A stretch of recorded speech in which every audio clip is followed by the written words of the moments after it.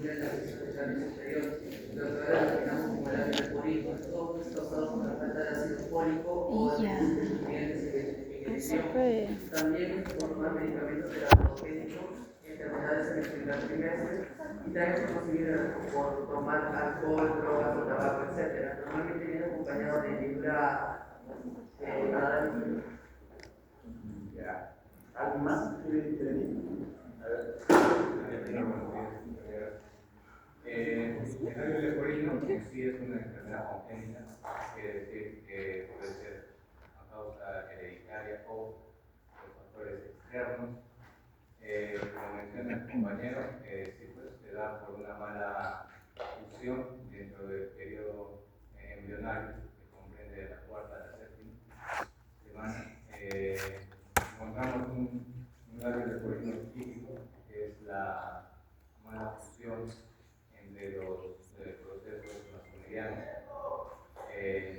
labio leporino mediano, como denominarlo, y también pues hay un labio leporino unilateral y bilateral también, ¿no? Que también abarca lo que es el unilateral, la mala fusión o la falta de fusión de este masomeriano, con un lado del masomeriano, del proceso masomeriano con el proceso muscular. Y el labio leporino bilateral que viene de los dos lados del proceso masomeriano con el proceso masomeriano. Entonces, me van a poner final la clase los dos para poner el doctor. ¿Alguien más? ¿Podría pegar algo más? Bien. Hablando de labio leporino, son casos congénitos, como dijo ya los compañeros. En este caso se puede presentar bilateralmente, porque no solamente en un lado del labio superior, ¿no? Se presenta como aperturas pequeñas o grandes, en el cual siempre va a haber una comunicación entre el paladar y la nariz, y esto dificulta muchas veces de repente a temas fonéticos y temas de estética, ¿no?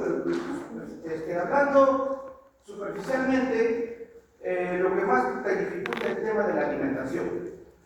Entonces, muchas veces cuando hay este tipo de comunicación, podemos ver casos de que cuando están comiendo, podría salirse la comida por la nariz. Entonces, hay dificultades en el tema de la respiración, el cual provoca o suele suceder que este paciente puede tener un paladar hendido, que es una de las causas por el cual tenemos el paladar muy profundo o hendido, como se puede decir. También podemos agregarle algo, doctor, al respecto, que le voy a contar de manera de experiencia que me tocó atender a un paciente con un paladar hendido, en el cual tenía, hay que tener muy en cuenta esto, tenía una placa que habían colocado, y en el cual cuando tú haces un tratamiento de este paciente hay que tener mucho cuidado, porque cuando le vas a hacer, vas a bloquear el nervio, casi hay que ser bien cuidadoso porque no agarra la anestesia y las extracciones dentales son más dificultosas. Quería agregar eso una doctora. Ya. Entonces, como han comentado, hay la falta de fusión de dos procesos, que es el proceso nasomediano, son dos procesos que sigan la parte media y son más precisamente intermaxilar, ¿no? Justamente iban a formar el filtro, que es la parte media del labio. Pero ¿qué pasa cuando uno junta dos estructuras? Por ejemplo, pongamos que mis manos sean los procesos nasomedianos. Lo juntamos para que se fusionen, pero ¿qué pasa? ¿Por qué no se fusionan las estructuras? Porque tienen epitelios que los separan. Entonces, hay un mecanismo biológico, ¿no? por la cual pues, esos epitelios tienen que desaparecer. Y las células epiteliales tienen que llenar de lisosomas para que se autodestruyan y queden estas dos estructuras que exentos de epitelio, y si solamente los mesodermos se juntan, se puedan fusionar. Hay un proceso biológico que no se da en ese momento, y es por eso que se produce esta fisura. Mayormente esta fisura viene acompañada con paladar hendido. No siempre, pero la mayor parte viene acompañada con paladar hendido, como dijo su compañero, pues al no cerrar también el paladar, va a permitir una comunicación bucosa inusual. Para los niños que comienzan a deglutir, se le va la comida a las fosas nasales. Por eso es que tiene que ser operado y poner placas metálicas, ¿no?, para cerrar ese paladar. Vamos a ver también por qué se produce el paladar hendido en esta clase. Muy bien, entonces vamos a empezar esta clase. Primeramente, pues,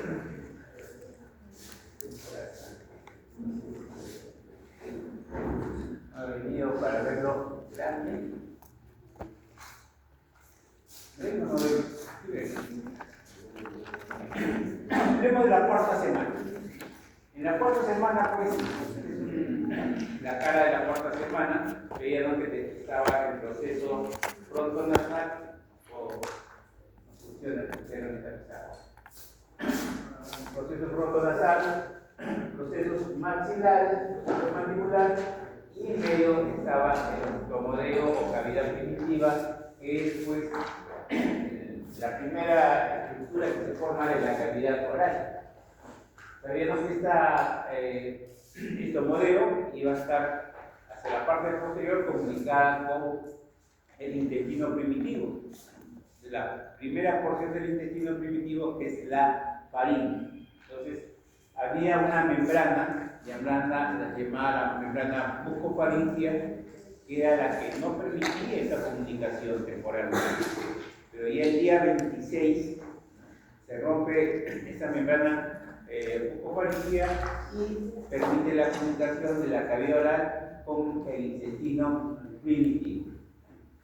Ya lo habíamos visto. Ahora, toda la cavidad oral, ¿no?, se origina a partir de dos sectores. Un sector que es el estomodeo, que es la parte anterior, toda la parte más externa de la cavidad oral se ha formado a partir del ectodermo.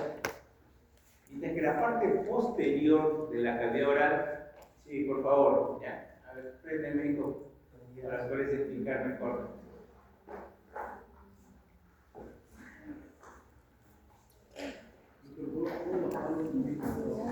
Oral definitivo, derivado de los dos sectores.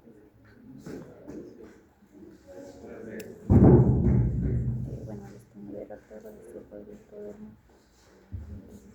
de la parte anterior de la faringe primitiva. Productiva parte anterior.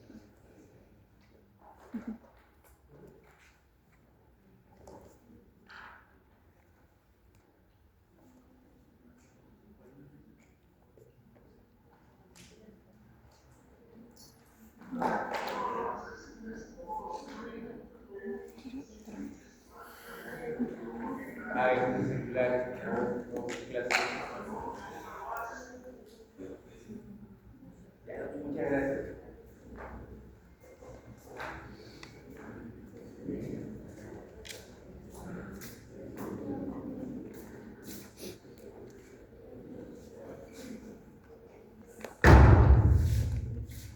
Entonces decíamos pues que dos sectores, el sector del estomodeo que se origina a partir del ectodermo, y la porción posterior de la cavidad oral se va a originar a partir de la porción más anterior de la faringe, ¿no?, que es de origen endodérmico. Ustedes saben que todo el sistema digestivo es de origen endodérmico. Entonces, a partir de esos dos sectores, lo que va a pasar es que en la parte posterior, acá en la parte posterior, esta parte anterior del intestino o de la faringe se va a dividir en dos. Una porción que comunica con las fosas nasales, que llamada la nasofaringe, y otra que comunica con la cavidad oral, que es la orofaringe. Son dos porciones pues, que están saliendo de esta primera porción del intestino primitivo de la faringe y que comunican pues, con la cavidad oral.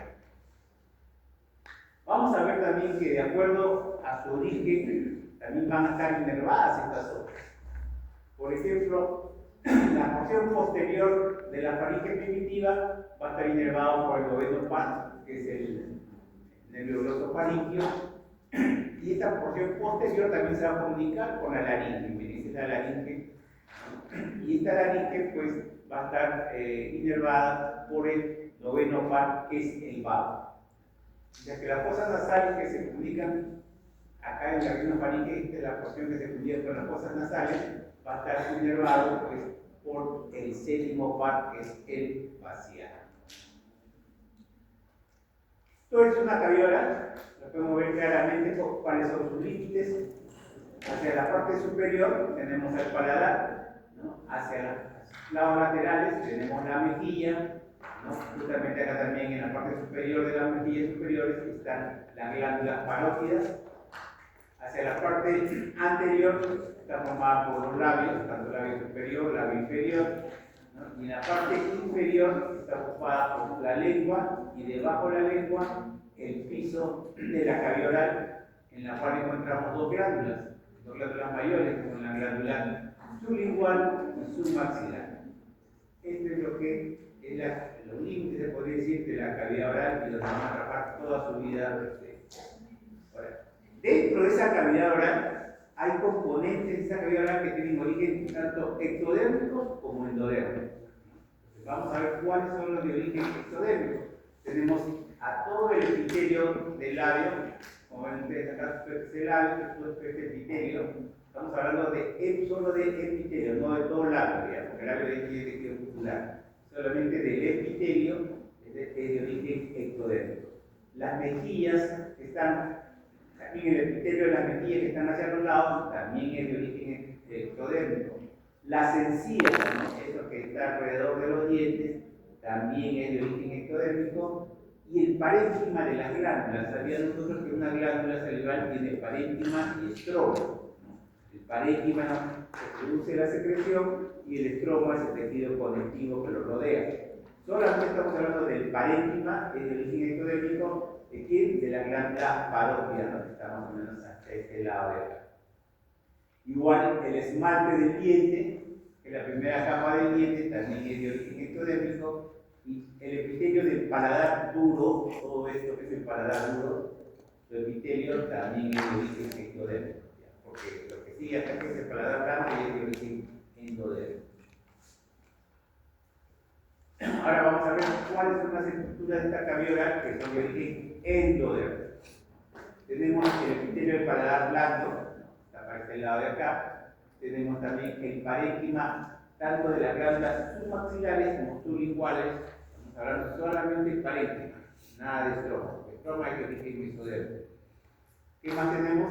Tenemos el epitelio de la lengua, ¿no? También es de origen endodérmico, aunque algunos dicen que tiene doble origen, ¿no?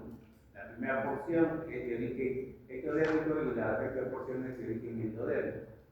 Hay una discusión ahí entre los autores. Pero en sí, pues podemos decir que también la mayor parte se origina a partir del endodermo, y el piso de la boca, todo lo que está acá, todo el epitelio del piso de la boca también es de origen endodermo. Entonces el epitelio del piso de la boca es endodérmico. Sí. Pero si te enseñaran la parte anterior, la parte más anterior, algunos para algunos autores tienen origen ectodérmico, por eso que algunos dicen que tiene doble origen, tanto ectodérmico como endodérmico. ¿Ya? ¿Cómo? ¿Puede ser lo que es? Claro, sí, puede ser. Y pueden variarle las dos.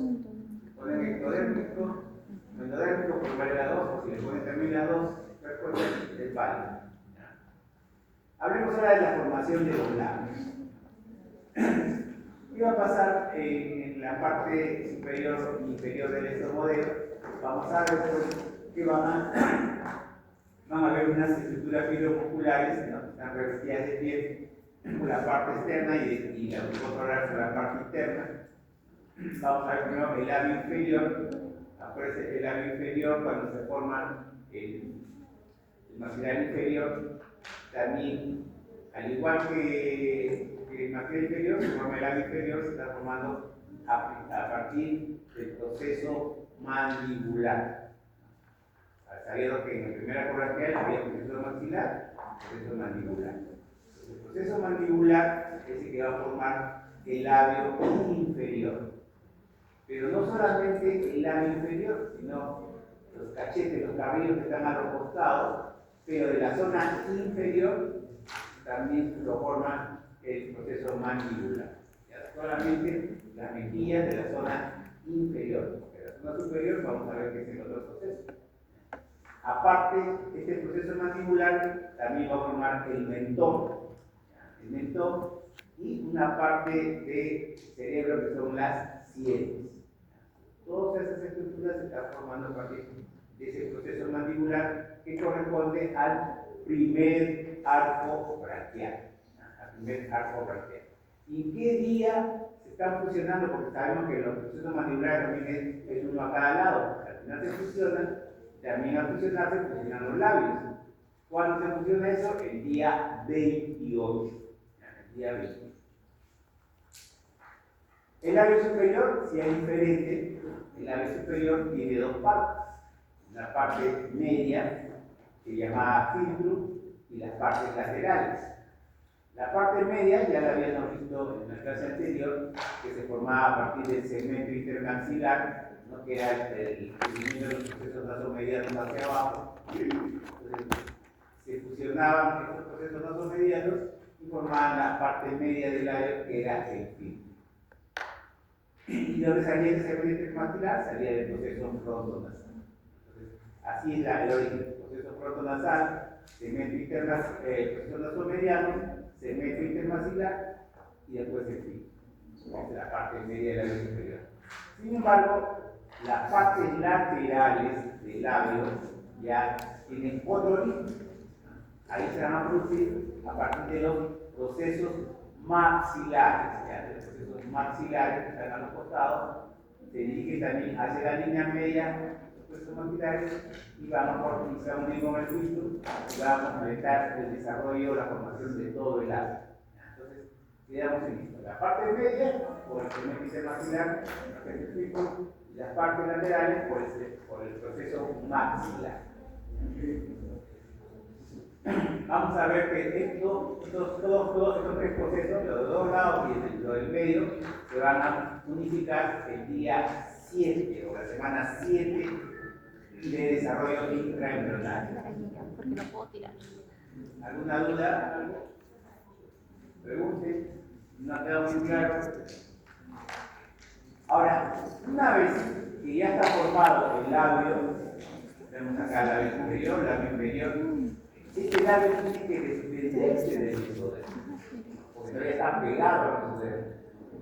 Si está momento que quieren hacer separar el labio, no se puede, está pegado. Entonces, en esta zona del mesodermo va a crecer, va a haber un microesqueleto como vemos acá, llamado la lámina linguogingival. Se llama lámina linguogingival. Esta lámina linguogingival, pues por un mecanismo biológico de muerte celular, sus células centrales, estas y estas, comienzan a degenerar, ¿no? ¿Originando qué? Originando un surco, como vemos acá, llamado el surco labio-gingival. Es por eso que una vez que se produce el surco, ya el labio se desprende del resto del mesodermo y se vuelve una estructura móvil. Entonces, tiene que darse este proceso, como le digo, biológico de muerte celular, porque si no, si diera esto, seguiría el labio pegado a su maxilar.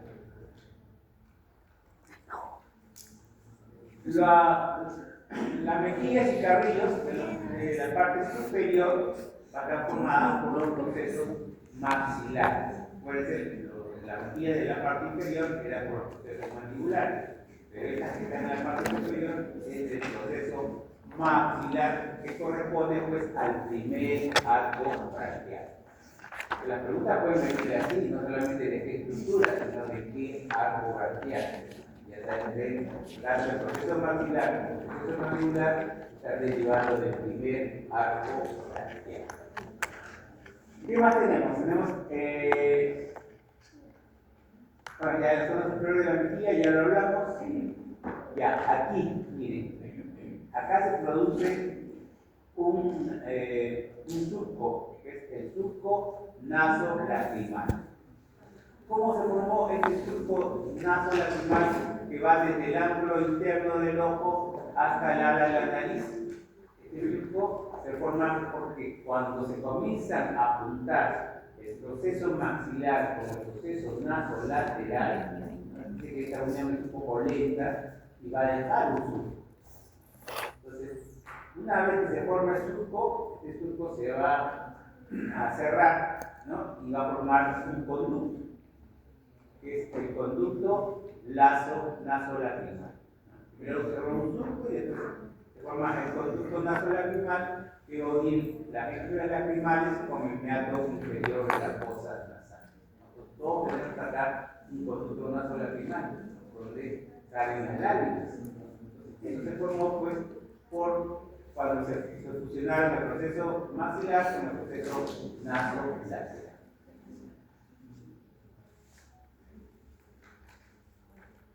Y ya habíamos hablado ya la porción inferior de la mejilla se formaba a partir del proceso mandibular.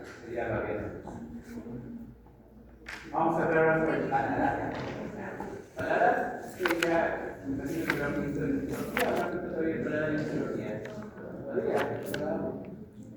Todavía creo que está en la siguiente parcial.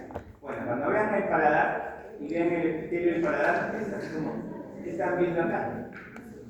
Es un epitelio poliestratificado, plano, queratinizado, y es que hablamos de paladar duro, el paladar duro y paladar blando. El paladar blando, pues, es un epitelio poliestratificado plano no queratinizado. Pero el duro es queratinizado, ven los restos de queratina en la parte superior. Esto va a formar, pues, el techo de la cavidad oral. Pero el paladar tiene dos zonas, una zona que forma el techo de la cavidad oral y otra que forma el piso de las fosas nasales. Y el piso de las fosas nasales es este que ven ustedes acá, ¿no? Que ya es un epitelio estratificado cilíndrico, varias capas de células, mientras que las más superficiales son cilíndricas. Entonces, podemos decir que el paladar tiene dos epitelios, uno que forma el techo de la cavidad oral y otro que forma el piso de la fosa nasal. Son diferentes epitelios. Hablemos del paladar duro. El paladar duro es toda esta primera porción, la más anterior del paladar. También vamos a encontrar debajo del epitelio, desde el epitelio certificado plano queratinizado, vamos a encontrar pues que en la parte anterior va a haber tejido adiposo, acá vemos tejido adiposo, y como es paladar duro, si hay hueso, vemos tejido clavículas óseas. Es en la parte anterior, mientras que en la parte posterior del paladar lo observamos así, ¿no? Ya no hay tejido adiposo, pero hay tejido glandular, son glándulas salivales menores, ¿no? Y también hay clavículas óseas, porque todavía estamos dentro del tejido duro, el paladar duro. Mientras que en la porción más interna, es decir, aquí en el paladar blando, que es un epitelio poliestratificado plano no queratinizado, ahí vamos a ver mayormente presencia del tejido muscular, todo está alrededor del tejido muscular. Aquí sí ya no hay hueso, no hay tejido óseo, solamente tejido conectivo y mayor cantidad de glándulas. Por eso que esa parte del paladar blando es más húmedo, ¿no? Porque hay abundancia de glándulas salivales. También presenta la zona anterior, la ven clínicamente, ven una zona horizontal y transversal, mientras que en la parte posterior del paladar blando observamos esta estructura que ven ustedes aquí que dice la campanita, ¿no? Que es la úvula, es una prolongación mediana del paladar blando que se reconoce con el nombre de la úvula. Así está conformado el paladar definitivo. a la hora de la formación del paladar, acuérdense, había una estructura anterior en forma triangular, ¿no?, que abarcaba los 4 incisivos superiores y su vértice terminaba en un agujero que es el agujero incisivo. Importante este agujero incisivo porque ahí va a salir el paquete ganglio nervioso anterior. Entonces, a esta zona triangular que ven ustedes de rojo se le conoce como paladar primario. ¿Y acuérdense dónde se forma el paladar primario? A ver, ¿qué se acuerdan? Parece este, ¿no? Claro, se parece. ¿Qué? Sí, creo que es este. No, pues no. ¿Segmento qué? No. Internacional, ¿no? Del segmento internacional, el segmento internacional formaba 3 cosas, ¿no? El ciclo, con labio medio, el paladar primario y ¿cuál es el otro? ¿Paladar qué? A ver, ¿qué paladar? Ya dije el ciclo, paladar primario y la otra. ¿Ah?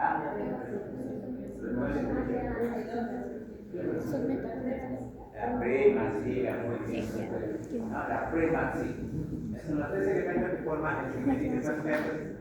Este paladar primario, pues, muy bien, por ahí alguien dijo, ¿no? Se forma de primera corraquea porque esto viene del proceso protonasal. Sí, la úvula.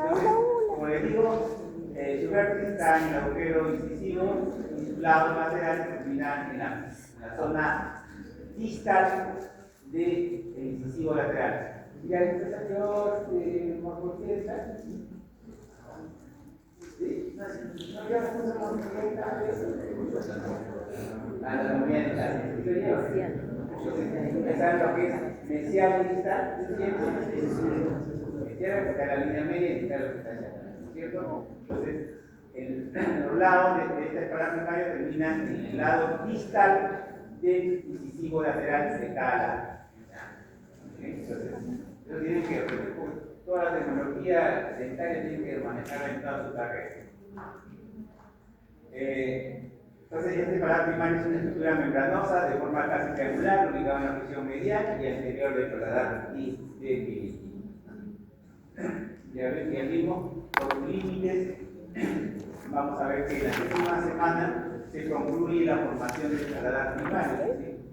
Todo esto, normalmente a la 7ª semana debe ya diosificarse, formar la primera porción del paladar, por la porción más anterior que se conoce como paladar primario. Una vez que la membrana buconasal, también ya lo hemos estudiado, desaparece la membrana buconasal, ¿no? Entonces se permitía la comunicación entre las fosas nasales y la cavidad bucal, ¿no es cierto? Lo vimos la semana pasada, que el conducto nasal tenía sus 2 porciones, la externa, que es el conducto nasal externo o anterior o narina, y la parte posterior que era la guana primitiva. Pero eso, mientras todavía no se forma el paladar secundario, solamente vemos un paladar primario. Pero ya cuando se forma el paladar secundario, ya se cierra esta comunicación. Pero por ahora, todavía en esta 7ª semana, pues podemos decir que lo que separa a las fosas nasales y a la cavidad oral es el paladar primario. Y acá ya viene la formación del paladar secundario. Esto amarillo es el paladar primario y acá ya se comienza a formar el paladar secundario. ¿De dónde se forma este paladar secundario? ¿Qué era esto que estaba a los lados? ¿No? Eran los procesos maxilares. A partir de estos procesos maxilares, de su cara interna, de estos procesos maxilares, van a comenzar a crecer unas estructuras, ¿no? Llamadas pues unas lengüetas, ¿no? Que son estas que ven ustedes acá, que se han formado a partir de este borde interno de los procesos maxilares. Desde ahí inicia su formación este paladar secundario. Van a ver ustedes que tienen una serie de procesos para formarse el paladar secundario. Es que se apareció y se cerró el punto, ¿no? Vamos a ver cómo es estos pasos que pasa estas lengüetas que han nacido de este proceso maxilar para formar el paladar secundario. ¿Y cuándo se inicia esto? En la octava semana. Vamos a ver cuál es el primer proceso, es la etapa de formación. Como les digo, estos procesos maxilares que vemos acá, crecen estas láminas anteroposteriores, tanto derecha e izquierda, que se han formado a partir de este borde interno de los procesos maxilares. Y inmediatamente pues vamos a ver que estas lengüetas comienzan a crecer, pero en sentido vertical, es decir, hacia atrás. Han crecido hacia atrás. A esto se le llama la etapa de verticalización. ¿Sí? Estos procesos paradinos comienzan a crecer primeramente hacia abajo o hacia atrás, ¿no? Y esto se le denomina pues etapa de verticalización, que está también en la octava semana. Una vez que han crecido hacia abajo, entra a la etapa de horizontalización. Y si ya creció hacia atrás, ahora crece hacia la línea media. Pero miren, acá están los dos procesos palatinos, ya se quiere quitar, pero hay algo que me impide. ¿Qué es esto que estoy pidiendo? ¿Qué creen que es esto? ¿Ah? ¿Qué está debajo en el piso de la boca? ¿Qué viene en el piso de la boca? La lengua, ¿no? La lengua es lo que va a impedir, en un inicio va a impedir que estos dos procesos palatinos se puedan fusionar. ¿Qué va a pasar? Va a pasar primeramente que esta lengua, que el maxilar inferior, que está acá abajo, ¿no? Va a crecer, ¿no? Y al crecer el maxilar inferior, la lengua va a bajar y va a dejar este espacio libre para que se produzca la horizontalización. Como vemos acá, ya la lengua ya lo impide y comienza a cerrarse o crecer horizontalmente el paladar. Dice que para que crezca horizontalmente el paladar tiene que pasar tres procesos también. ¿Cuál es el primer proceso? Una fuerza externa representada por la lengua. Quiere decir que la lengua hizo que se bajara, que ya lo impide. Entonces, la fuerza de la lengua ha permitido que comience a unirse. Otra fuerza interna desarrollada acá en el interior del mismo proceso, ¿no? Que va a hacer que comience a crecer el sentido hacia la línea media. Y este proceso es una combinación de ambos actos, que es la regresión o reabsorción, que hace desaparecer la parte vertical y la parte del fondo, ¿no? Y permite el crecimiento hacia la parte media, hacia la parte horizontal. Entonces, son tres procesos que van a comenzar a permitir que comience a crecer horizontalmente el paladar.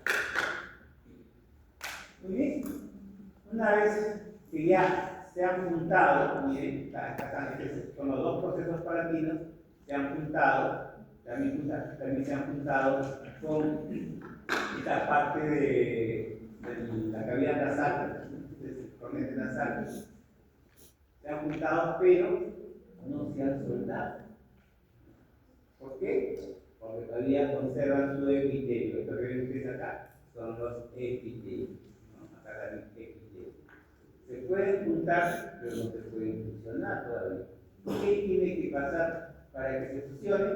Tiene que desaparecer ese epitelio.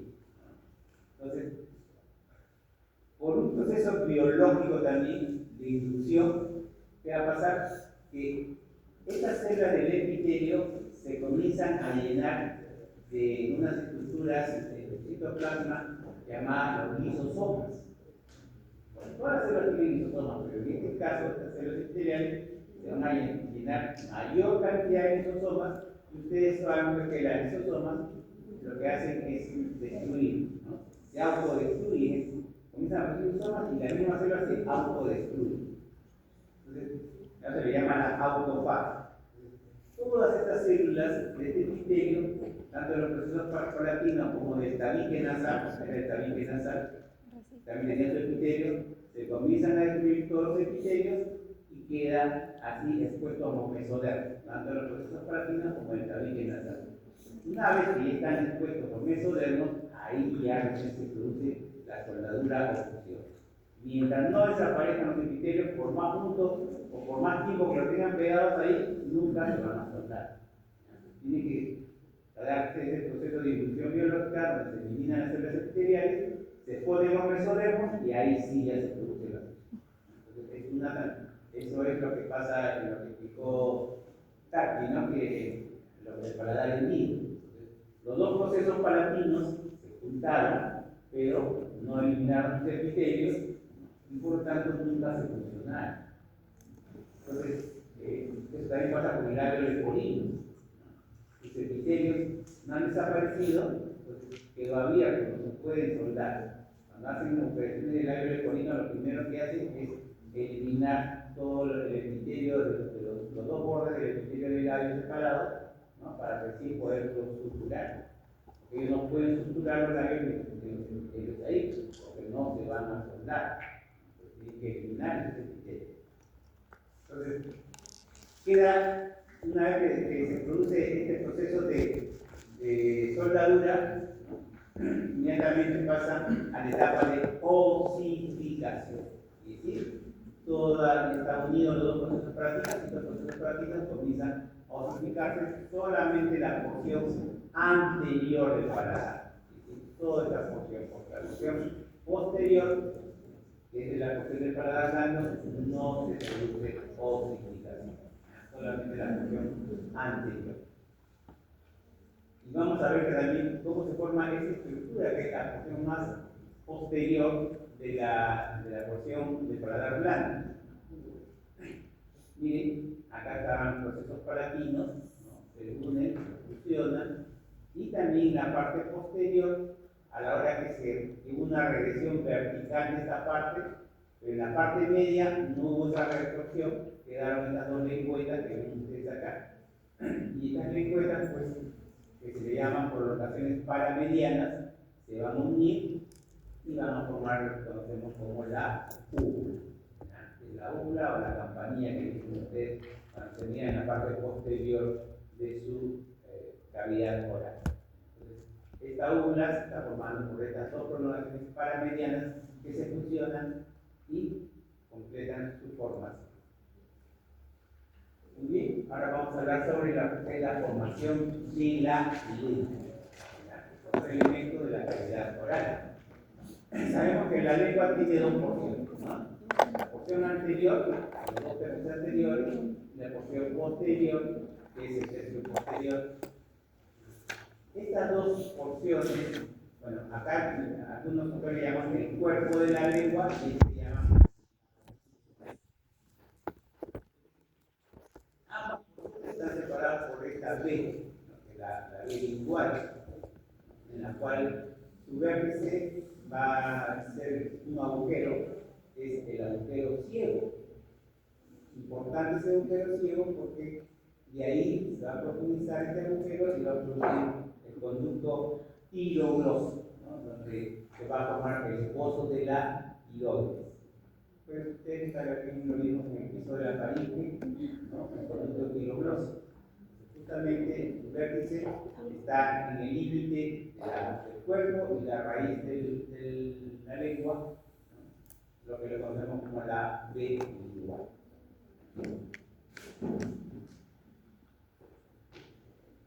Vamos a ver pues que la lengua tiene todo, es una masa muscular. Ustedes saben pues que todo lo que es músculo es el mesodérmico. Pero si hablamos de la mucosa, del epitelio que cubre la lengua, este es el de origen endodérmico. El epitelio de la lengua es de origen endodérmico, como lo vimos anteriormente. Pero también les vuelvo a repetir, como había otros autores que dicen que parte de esta lengua, sobre todo la parte posterior, también la parte más anterior, la parte que está casi en la punta de la lengua, también es de origen ectodérmico. Por eso que algunos dicen que tienen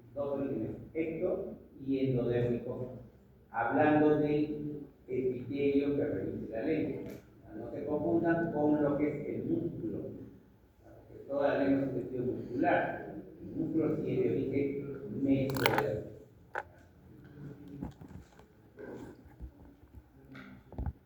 Entonces, acuérdense de este dibujito de la cuarta semana, piso de la faringe, prominencia lingual laterales, tubérculo principal, eminencia hipobraquial, protuberancia epiglotis, la lingografía. Entonces, de estas tres estructuras que ven ustedes acá, de las protuberancias epiglóticas, las dos protuberancias epiglóticas y del tubérculo principal, pues se va a formar el cuerpo de la lengua, es decir, los 2/3 anteriores de la lengua. Entonces, dice porque estas estructuras se formaron a partir de la cuarta semana, en el piso de la faringe, son una coloración mesodérmica, claro, todo esto es mesodermo, ¿no? Y corresponden a, ¿qué era eso? Primer arco braquial.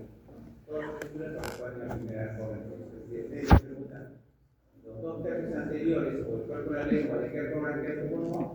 Primer arco braquial.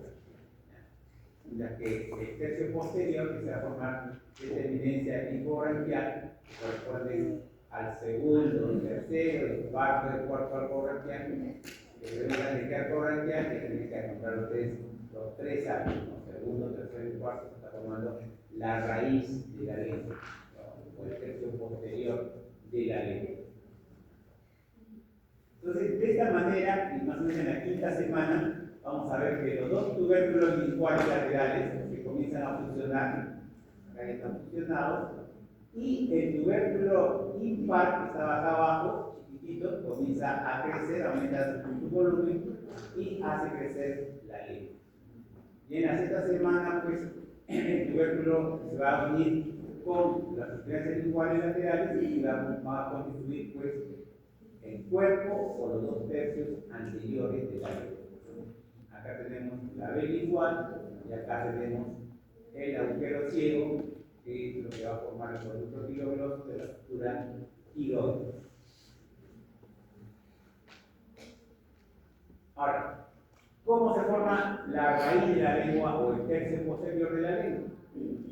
Acá iba a estar la eminencia hipobranquial o cúpula, de ahí se forma, pero más o menos en el segundo, sabían que este eminencia hipobranquial iba a estar en el segundo, tercero y cuarto arco braquial, ¿cierto? ¿Qué va a pasar? Que el segundo y tercer arco braquial son las que van a crecer más y van a sobrepasar este segundo arco braquial. Si lo sobrepasan, como en el caso el verde y el amarillo, sobrepasan a este que está ese celeste, lo sobrepasan y se unen con el cuerpo de la lengua.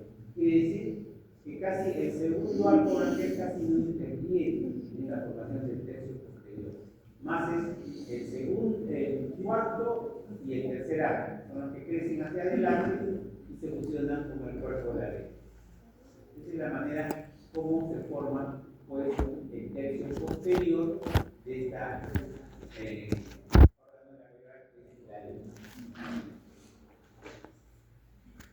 Ahora, al igual que el labio, ¿no? La lengua también se forma, pero va a estar pegada al piso de la boca. Entonces, también tiene que haber un desprendimiento de esa lengua. ¿Qué va a pasar? Que cuando está pegada al piso de la boca, va a haber unas células epiteliales que van a formar y van a formar una lámina, que es la lámina lingogingival. No se confunda con la labio-gingival. Tiene un nombre parecido, pero uno es un labio que es para el labio y un lingo que es para la lengua. Entonces, formamos esta lámina lingogingival y también por un proceso biológico, sus células centrales van a comenzar a degenerar, desaparece y va a formar un surco, que se va a llamar el surco lingogingival. Entonces, al formarse este surco lingogingival, ya la lengua se desprende del piso de la boca y ya comienzan a mover ustedes lengua. Sobre todo las mujeres que la mueven más, que las manos. Pero es porque ya se liberó la lengua del piso de la cosas, ¿no? A formarse el surco límbico. Pero ¿qué pasa? También acá hay anomalías, ¿no? A veces no se reabsorbe completamente esta lámina linfogingival y queda el resto de esa lámina linfogingival casi en la base de la lengua. Y a ese resto de esa lámina linfogingival le llamamos nosotros frenillo lingual. Entonces, ¿de dónde se formó el frenillo lingual? De esa lámina linfogingival que no se ha reabsorbido completamente. Ustedes levantan su lengua para arriba y ven como una telita debajo de la lengua, ese es el frenillo lingual. Ese es el frenillo lingual. Pero ¿qué pasa? En algunos niños se demora en reabsorber ese frenillo lingual y tienen problemas al hablar. O algunos no se reabsorben nada de esa lámina linfogingival y la lengua queda pegada al piso de la boca. Cuando queda pegado al piso de la boca, es una anomalía que se denomina pues la anquiloglosia. Ahí sí ya tienen que estar sometidos a una intervención quirúrgica para hacer un corte y eliminar esa lámina linfogingival, porque si no, el paciente no puede ni deglutir ni puede hablar. Pero en los niños, normalmente cuando nacen, no está completamente resolvido eso y ya tienen problemas al hablar, pero ya con el tiempo se va resolviendo y se vuelve a la normalidad, se vuelve a un poco normal. Pero, como digo, en algunos casos se demora esta reacción y ya tiene que dar a cirugía. Exactamente, ¿no? Tienen un tratamiento de fisioterapia para el habla, ¿no? Se les puede incluir hasta el lápiz debajo de la lengua para que puedan hablar. Listo, entonces pasamos ahora a lo que es el epitelio. ¿Cómo está revestido? ¿A poco no han visto todavía el epitelio de la lengua en histología? ¿No han visto? Esto se le llama una mucosa especializada. Claro, es un epitelio orientado, plano, jerarquizado, pero por la presencia de estas estructuras que ven ustedes acá en punta, redondeadas, cuadradas, que son las papilas gustativas, ¿no? Por eso que por la presencia de estas papilas gustativas en el epitelio de la lengua, se le dice que es un epitelio o una mucosa especializada, ¿no? Porque también hay mucosa masticatoria, que es el paladar, pero en la lengua no hay mucosa masticatoria, se dice que es una mucosa especializada. ¿Por qué le decimos que es una mucosa especializada? Por la presencia de los botones gustativos o de las papilas gustativas, que también tienen botones gustativos. Entonces, vamos a ver cómo se forman estas papilas linguales. Ya existen tres tipos de papilas. Una que tiene forma de punta, forma de aguja, que son estas que ven ustedes acá. Acá las podemos ver. Son las papilas filiformes. Otras que tienen forma de hongo, como vemos acá, son las papilas fungiformes, también su nombre fungi, viene de hongo, forma de hongo. Y otras que tienen forma de cáliz, que son las papilas caliciformes. Son tres tipos de papilas. Mayormente las filiformes se ubican en la parte anterior de la lengua, en la punta de la lengua. Las fungiformes, la parte más posterior y las partes laterales. Y las calciformes se forman por delante de la B lingual. Acuérdense esa B que separaba al cuerpo de la raíz de la lengua. La parte anterior de esa B lingual nos indican estas papilas cálidas. Entonces, vamos a ver cómo se forman. Dice, las filiformes no van a poseer botones gustativos.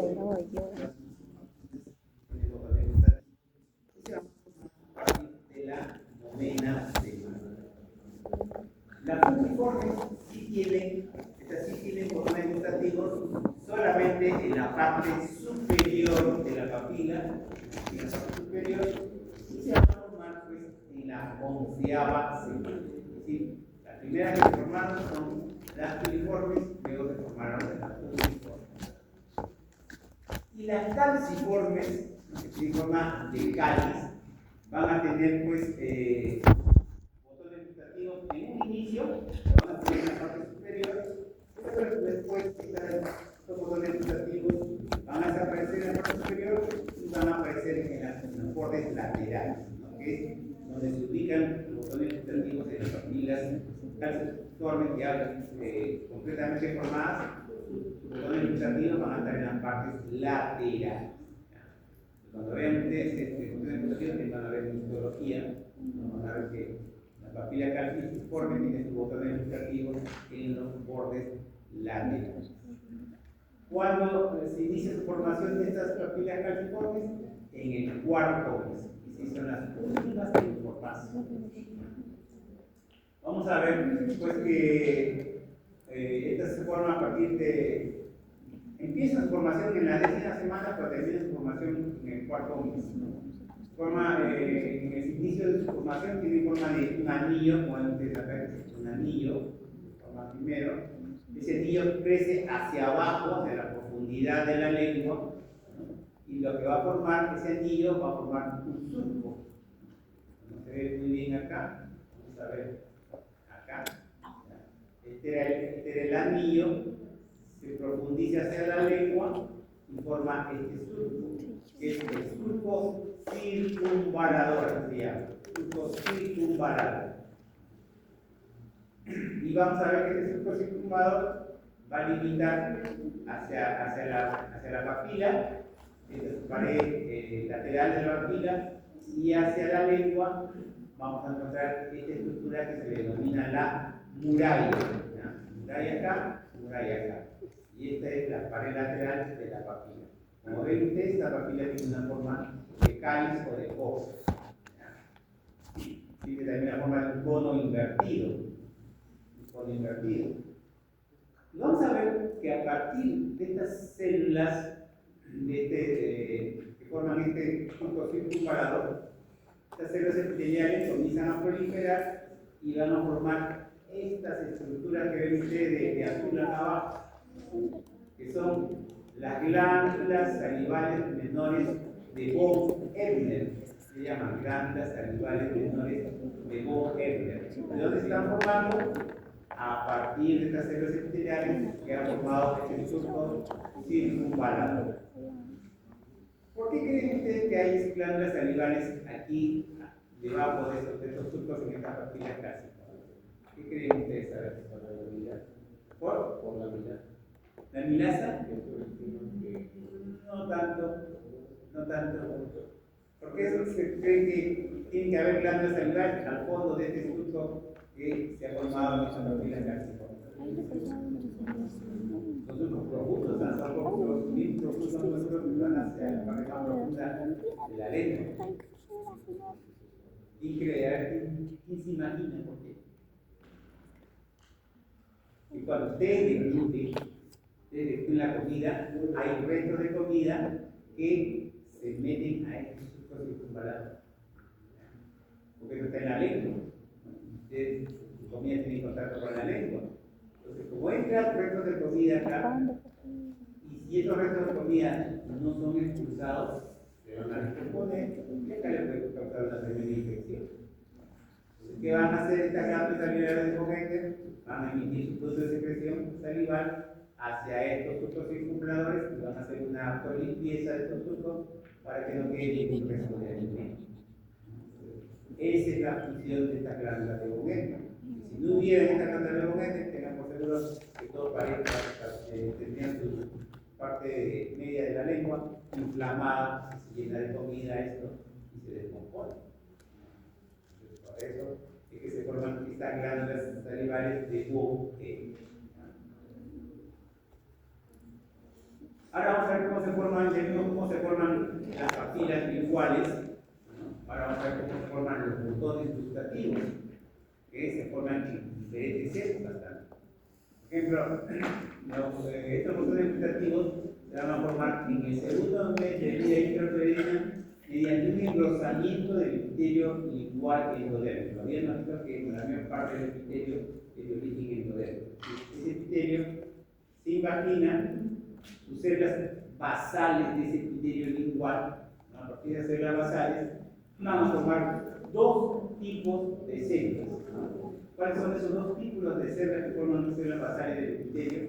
Son las células gustativas, que son estas que ven acá, que tienen una prolongación, que es un filamento, que es la que va a captar las sensaciones del gusto, y también se van a diferenciar con otras células que están hacia la parte externa, que son las células de sostén. Son células cilíndricas, delgadas, ¿no? Que van a, como su nombre lo dice, van a sostener y van a proteger a ese.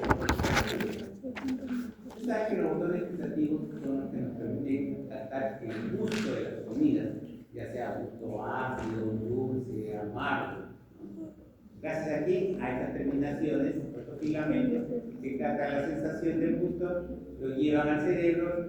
El cerebro nos permite reconocer qué tipo de alimento estamos comiendo, si salado, dulce, amargo.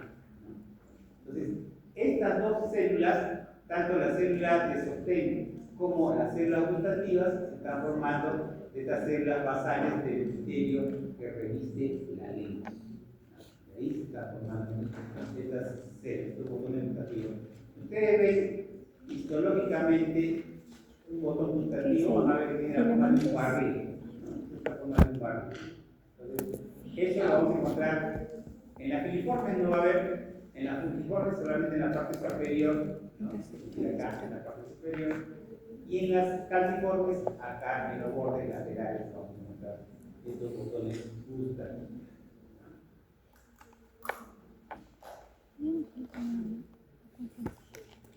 Entonces lo explicamos, dónde se ubican. Los botones gustativos, por ejemplo, las papilas calciformes se forman a partir del segundo mes de vida intrauterina y van a estar hacia los bordes laterales, como ven ustedes acá. Es una papila calciforme. Es un botón gustativo, miren que es un diagrama más específico, ¿no? Estas que tienen el filamento de azul son las células gustativas, mientras que las otras que están acá son las células de sostén. Miren, esta es la lengua, este es el cuerpo, esta es la raíz, esta es la B lingual, ¿ya? Y por delante de la B lingual están los botones, disculpen, las papilas calciformes. Estas son las papilas calciformes. Mientras que las filiformes están en la parte exterior, las fungiformes en la parte más posterior y en los bordes laterales. Pero solamente las calciformes las ubicamos acá en la B lingual. Ustedes tienen que hacer una lámina histológica para poder ver las papilas calciformes. Si la sacan de acá, no van a ver. Si la sacan de acá, no la van a ver. Tienen que sacarla justamente donde está la B lingual. Y ahí hacen un corte, lo procesan para que puedan poder observar histológicamente una papila calcio. Son bien complicadas porque son escasas estas láminas de las papilas calcio. Ya, nada más. Vamos a ver también que ya les dije que los botones están en la parte de la lengua. Vamos a ver también cómo es la inervación de esta lengua. La inervación es de acuerdo a cómo o de qué arcos o de qué zonas se están originando la lengua. Por ejemplo, los dos tercios anteriores de la lengua que se están formando del primer arco branquial, es decir, los primer arco branquial eran los procesos iguales laterales del cuerpo lumbar. Todas las estructuras se forman del primer arco branquial. El nervio que los va a inervar es el quinto par, que es el isquemio. En cambio, el tercio posterior, ¿no? Que ya es está formado del segundo, tercer y cuarto arco branquial. De esos arcos branquiales, los nervios que inervan a todas esas estructuras que se están formando de esos arcos branquiales es el décimo par, y que es el vago, y el noveno par, que es el gloso. Estamos hablando nosotros de la inervación sensitiva, ¿ya? Porque hay inervación sensitiva y hay inervación motora. Las motoras son músculos, ¿no? Nosotros estamos hablando solamente del epitelio. El epitelio de los 2 tercios anteriores van a estar inervados por el quinto par y el epitelio la parte sensitiva del epitelio del tercio posterior por el 10º y 9º par. Eso es en cuanto a el epitelio. Ahora vamos a hablar también de los botones gustativos. Como saben ustedes, los botones gustativos llevan estímulos hacia el cerebro, pero también tienen que tener algunos nervios con los que están conectados para llevar esa información al cerebro. Por ejemplo, los 2 tercios, los botones gustativos que se encuentran acá en los 2 tercios anteriores de la lengua van a estar inervados pues, por el 7º par craneal. Estamos hablando de botones gustativos, porque si hablamos de epitelio, era el quinto par. Los botones gustativos están por el 7º par. Y los botones gustativos que están acá en la raíz de la lengua van a estar inervados pues, por el 9º, que es el glosofaringio, y el 10º. Al igual que el epitelio, porque el epitelio también es el 9º y el 10º. Pero hay algunos, a pesar que los botones gustativos de las papilas calciformes están acá en los 2 tercios anteriores, supuestamente deben estar inervados por el facial, algunos autores dicen que pasan algunas terminaciones del 9º y 10º, atraviesan la bilingual, sobrepasan la bilingual y llegan también a inervar pues, algunos botones gustativos. ¿Sí? Podemos decir que estos botones gustativos pueden estar inervados tanto por el facial como por el glosofaringio y bajo.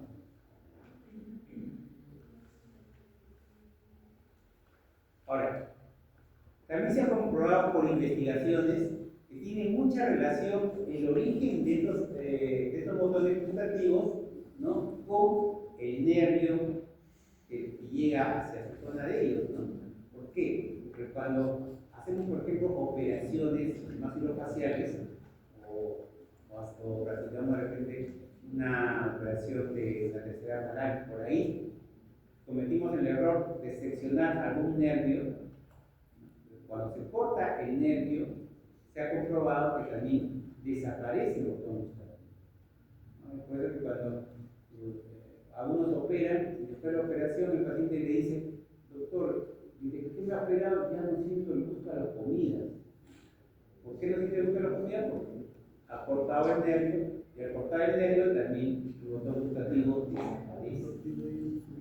Pero como nuestra boca, nuestra cavidad bucal es tan, ¿cómo se puede decir?, tan bondadosa con todas las personas, que todo se regenera. Ese nervio que a veces nos seccionamos se va a regenerar, y una vez que se regenera ese nervio, también se regenera el botón gustativo. Y después de un tiempo, de unos meses, la paciente dice, doctor, ya ahora sí ya siento el gusto a la comida. Eso le está indicando que ustedes en su operación cortaron el nervio, se regeneró y ya volvió al gusto. Muy bien, vamos a ver pues que, como les decía, las papilas filiformes mayormente son las que se encuentran en la parte anterior de la lengua. Son sensibles, ellas no tienen botones gustativos. En cambio, las puntiformes, las polias y las calciformes sí perciben el gusto porque tienen la presencia de los botones gustativos. En el niño, como recién están formándose estos botones gustativos, pues todavía no sienten todos. Cuando un niño disfrute una comida, no va a sentir el gusto de decir que ustedes sienten cuando comen la misma comida. Porque ellos recién están completando su desarrollo de botones gustativos. Y por si acaso, estos botones gustativos no solamente se ubican en la lengua, también lo ubicamos acá en la mucosa del paladar. Por eso cuando ustedes hagan prótesis, ¿no?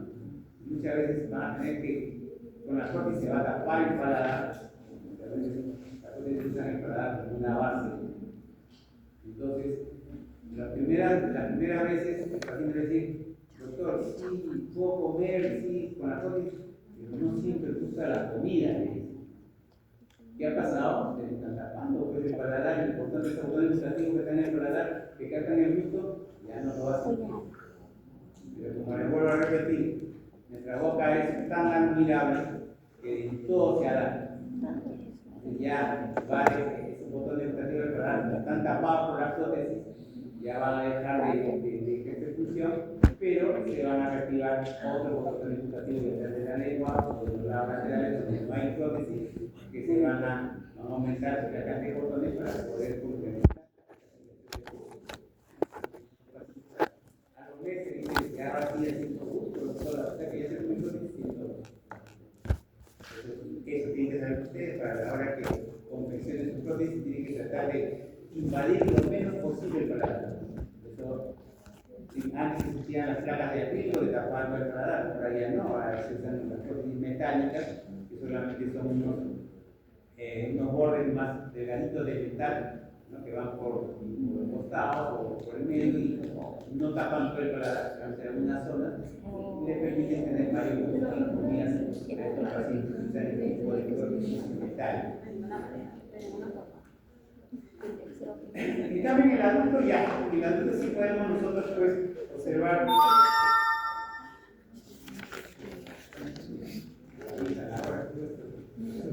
Bueno, como le digo, en el adulto, cada parte o cada zona de la lengua tiene unos botones gustativos específicos para una determinada tipo de alimento. Por ejemplo, la parte de adelante nos va a permitir, la parte de la lengua, la parte inferior de la lengua, la parte dulce. La parte de los costados, la parte salada. También la parte de los costados, pero más hacia adentro, la parte ácida, mientras que la parte más posterior es la parte amarga, ¿no?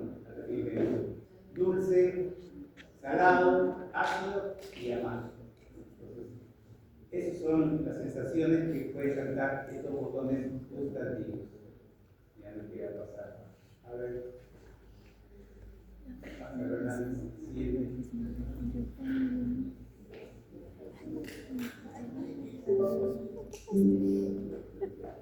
Ya, ahora sí. Vamos a hablar de unas malformaciones congénitas en este desarrollo.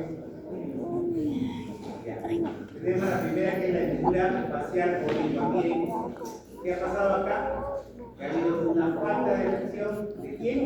Del proceso maxilar y el proceso nasolateral.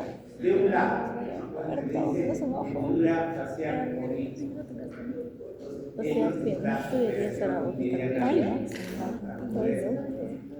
¿Qué ha pasado? Lo mismo que les decía, ¿no? Se han juntado los procesos, pero no han eliminado los epitelios y no se produce la fusión. Otro es el labio hendido. El labio hendido puede ser bilateral, puede ser bilateral, o puede ser labio hendido medial, que es el labio leporino. Si fuera unilateral, ¿qué es lo que no se ha unido acá? No se ha unido el proceso maxilar con el proceso nasomediano de un lado. ¿Ya? En cambio, cuando es bilateral, no se ha unido el proceso maxilar con el proceso nasomediano de ambos lados, que de derecha a izquierda. Es el labio hendido bilateral. Y acá es el labio hendido medial, que es lo que vamos a comer como labio leporino, ¿no? Es porque no se han fusionado los procesos nasomediales. Esa es la verdadera razón, ¿no? Antes la gente decía, cuando nacía un niño con labio leporino, porque la mamá dio luz cuando hubo rayos, en la sierra creo que dice, cuando dio luz cuando hubo rayos, el chiquito salió con labio leporino. No es cierto, ¿no? La cosa es que los procesos biológicos de reacciones de células, las instituciones no se dieron, ¿no? Y por eso que nacen los niños así. Pero eso es operable, ¿no? Hay que operarlo los primeros meses nomás de vida para que pueda corregirse este labio leporino. Luego tenemos la anquiloglosia, que ya lo mismo, ¿no? Cuando no se resuelve esta lámina linfogingival, ¿no? Y la lengua queda pegada al piezo de la boca. La macroglosia, ¿no? Como vemos acá, es pues una lengua voluminosa, una lengua hipertrofiada, muchas veces, a veces no es macrocrosis, sino que hay una micrognatia o microstomía, boca pequeña, para la lengua grande. Pero cuando hay desarrollo excesivo de las tendencias linguales laterales del tubérculo linfático, sí se produce esta macroglosia. Y la microglosia en lengua pequeña, pues acá, ¿qué ha pasado? Pues no ha desarrollado los procesos linguales laterales en el tubérculo linfático, ¿no? Mayormente esta microglosia viene acompañada de una micrognatia, es decir, no han desarrollado los maxilares en el superior y inferior.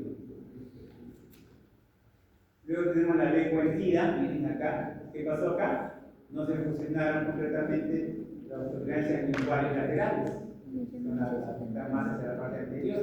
En cambio, la lengua bífida, acá totalmente no se fusionaron. Acá parcialmente se han fusionado, acá totalmente no se han fusionado, por eso que fue estudiar dos lenguas.